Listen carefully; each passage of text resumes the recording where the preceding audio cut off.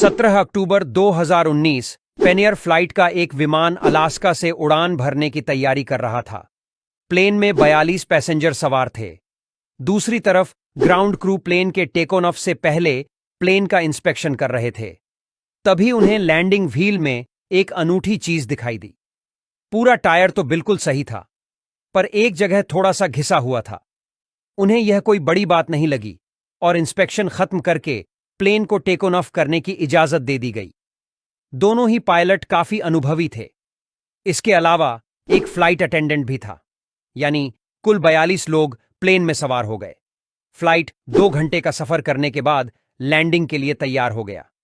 ATC ने runway 13 पर land करने की इजाजत दी। अलास्का एयरपोर्ट एक आइलैंड पर बसा है और यहां रनवे की लंबाई 45 फीट है, जिसके दोनों छोर पर समुद्र है। एयरपोर्ट की विशेष ट्रेनिंग के कारण पायलट्स को लैंडिंग के लिए खास तकनीक आती है।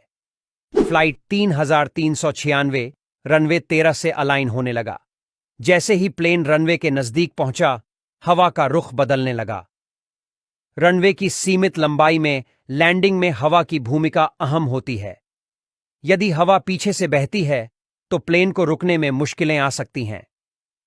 कैप्टन ने देखा कि प्लेन का एल्टीट्यूड थोड़ा ऊपर था, इसीलिए उन्होंने गो अराउंड करने का फैसला लिया। हवा के प्रभाव से प्लेन की गति बढ़ने लगी।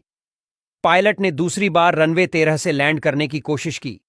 इसके बाद जब प्लेन ने टचडाउन किया तो उसकी स्पीड लगभग 100 नॉट्स थी और उसे रोकने की कोशिश की गई, लेकिन ब्रेक काम नहीं कर रहे थे। प्लेन रनवे को पार करता हुआ सड़क तक पहुंच गया, जहां वह एक बड़े पत्थर से टकरा गया।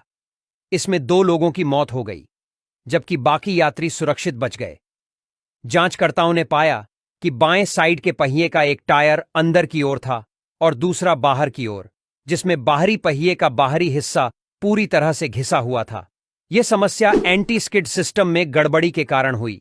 एंटी स्किड सिस्टम एबीएस की तरह टायरों को फिसलने से रोकने का काम करता है। प्लेन के लैंडिंग गियर में 4 पहिए होते हैं, जिनमें से 2 बाहर और 2 अंदर होते हैं। हर पहिए में एक सेंसर लगा होता है जो सिग्नल भेजता है।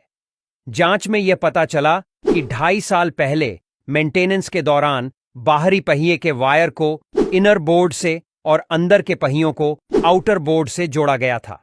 इससे जब बाहरी पहिया स्किड करता तो सेंसर गलत बोर्ड को सिग्नल भेजता और ब्रेक्स की समस्या उत्पन्न हो जाती।